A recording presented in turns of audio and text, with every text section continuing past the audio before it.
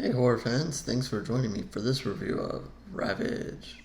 Alright, cast and crew information down below, and as usual, the IMDb plot to start off. Lone in the woods, nature photographer Harper witnesses a violent crime. After being captured by the culprits, she uses her survivalist skills to try and make it out alive. Alright. Uh, Sounds familiar in a couple of different ways. But let's start off by saying this is another one surfing through here, but on Amazon. Surfing through Amazon and landed on this title, and for whatever reason, gave it a try. I don't know if it was necessarily the name or whatever, but gave it a try. And and I believe this one is also found on Tubi TV. Maybe I think one of my podcast partners watched it. I believe from there, so you can also find it there. So this is a film that I completely missed. Apparently, it made its rounds a year or two ago, but I guess it's now landed on Amazon and been more widely released. I don't know if it was a festival film or what, but kind of missed out on this one. So I get to catch it now. And like it states, you have this woman, Harper, was just in an area there, going about her business, taking pictures of nature and so forth. And, she's going down a river, gets out a canoe, kind of walks up, hears some noises, and sees a group of guys here, and let's just say they're doing bad things to some people, and in turn, she kind of decides she's gonna take a shot or two. She's a photographer; she can't help herself. She's gonna take a shot or two, and then kind of make her way out of these woods and back on the boat. Unfortunately for her, she kind of gets captured and gets a bigger introduction to what's going on here. And she gets kind of strung up upside down in a barn, and the main guy comes in and does the usual spiel about you know her being there and so forth. And actually, I don't actually. Let me think about it. Did he string her up right there or not? I don't know. No. Scratch that. That's later on. He strings her up. At first, they kind of capture her in the car, in the truck that she was driving. She does manage to make it back to her truck. But he kind of gets towed away with her in it. And that's how she ends up at the barn, at least the first time. No worries here. Not really spoiling anything here, and I'll kind of touch on that here in a second. But she gets in the barn and proceeds to get out of the vehicle, and then the main guy here basically challenges her to a fight. Little odd there, but they do kind of fight and so forth. And he wants to exhibit his male dominance on her, blah blah. But soon we'll find that she can kind of hang for herself there. Before eventually them getting, it's him and a couple of other guys here, getting the best of her and tying her up. She soon makes her escape and makes it back out into the woods. And let's just say, the way I kind of think of this movie is kind of shorten it up, is to kind of think of it as a different version of I Spit on Your Grave. That kind of movie. We've seen a couple of these movies, but obviously that is probably the best example or the go-to movie there when you're talking about this. They don't rape her here. You don't see any of that. It doesn't get strong into that. But definitely you have a group of guys here out in the middle of nowhere or nature or whatever you want to call it, that are using their power or whatever against people that I guess they come across. Um, like I said, he wanted to fight her. I don't know what he's done with other people. Um, but, that's kind of the setup here. But you don't get one of these, rape scenes or these scenes where they torture her a lot. You're kind of going to get this fight kind of scene and whatever, and some trash talking and so forth. And then she eventually escapes. And then when I say it's I Spit on Your Grave, it's opposed to her making it all the way out. She kind of turns it and spends it right away, and I'm going to get revenge on you guys. And she proceeds then to take out a couple of the people that were around this main guy. And, that's when the horror of the movie comes in. And just like I Spit on Your Grave, when she gets revenge in that movie, you're going to see some satisfying horror scenes here. Or hopefully they're satisfying for you. I mean, if you like the blood and guts kind of stuff going on, that's kind of what you're going to get. Don't want to say, like I said, I want to be very careful here with spoilers. And again, I'll get to a big one here in a minute. But basically, you're also seeing this movie told by a different angle.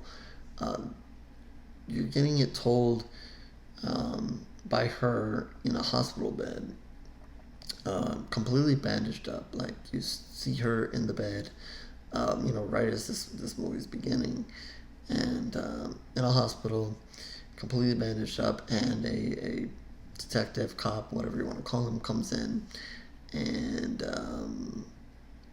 he comes in to question her, and let's just say he's very skeptical of her and what she has to say. There's a boyfriend missing, and he is basically assuming that she killed him, and kind of set these things and events in motion to just kind of get away with everything here.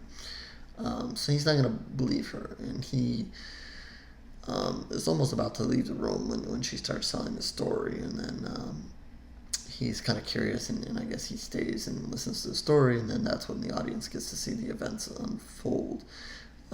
Every once in a while it will come back to the room, and you'll see a brief conversation, and then it'll go back to the events of what's really happening here in this movie.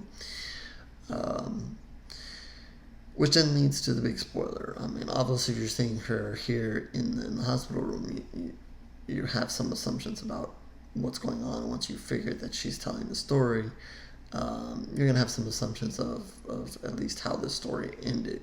Or at least you're going to know that, to no surprise, and I'm not really spoiling it, she's not dead. She's in this hospital room. So, what is making this movie, so worth it? What is going on here? If you already know that she's alive there and whatever. Well, like I said, I don't want to spoil it, but I would say, I'm not going to say the exact time. I would say, maybe the last 10 minutes, maybe the last 15 minutes, I guess. Let's just say the final act of the movie.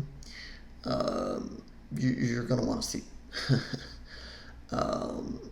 Regardless of anything I just said a minute ago, if none of that sounded interesting, and you don't want to really see another I Spit on Your Grave, even though it's not that totally that type of movie, I guess that's kind of maybe the basis of this movie, or maybe where you would say this movie was, maybe the idea of this movie was born from. Let's just say you're going to want to see the end of this movie.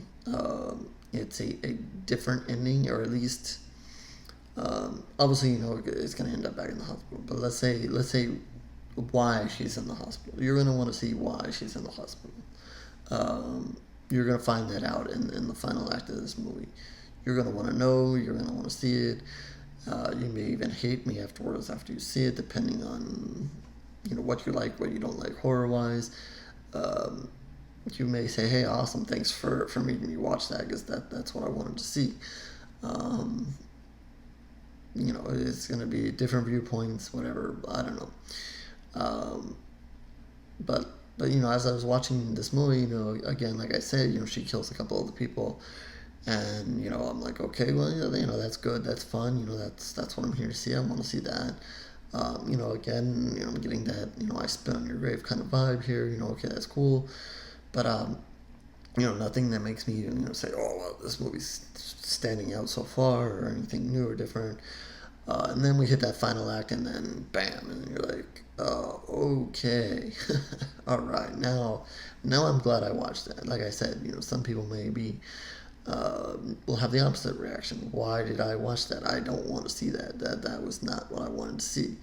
Um, Crazy stuff, wild scene, um, definitely kind of it's one of these movies, I guess, I don't know if it was built around that or, a lot of times when I get to interview directors, writers, so forth, I always ask, at what point did you know your ending to this movie? Did you always know it? Did you build the movie around it? Or did it, just kind of play out that way once you started shooting? And that was this perfect movie. I would, if I had got a chance to interview anybody with this movie, or especially the writer, director, I would definitely want to know, like, when did you pick this ending? It is, in my view, that good. It may not be as good for you,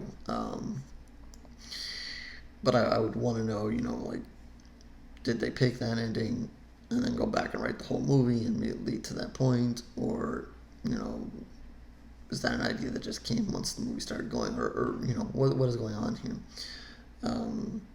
The other movie that had a real, I'll throw this as a bonus in case you haven't seen it, that had a really good ending, and I guess out of nowhere ending, was Hunter x Hunter. If you haven't seen that movie yet, it's a different story to this one. That one does have a couple twists and turns as you go there, and maybe you'll figure it out, maybe you won't. Some of the things that's going to happen, but if you watch it a second time, you'll see kind of where the ending comes from. So it does make sense and does follow, but maybe in your first watch you might not catch it. But definitely has a shocking ending, a horrifying ending. So that's kind of a bonus if you're watching this and you don't know much about that movie, and you turn on this movie and you like it and you like to have that shock ending. Here's a bonus for you, Hunter x Hunter. Check that out. Kind of gives you a shock there as well. So that's really the main reason why I wanted to do this review. I saw this a couple of weeks ago, been dying to do this video review. Hadn't had a chance. But I'm really doing it, really foremost because I want you guys to see this end of this movie. So if you get anything out of this review or what I've been mumbling about for the last few minutes, is watch the end of this movie. Even if you turn it on and you're like, I don't really care about any of this, or I've seen all this, whatever, blah, blah.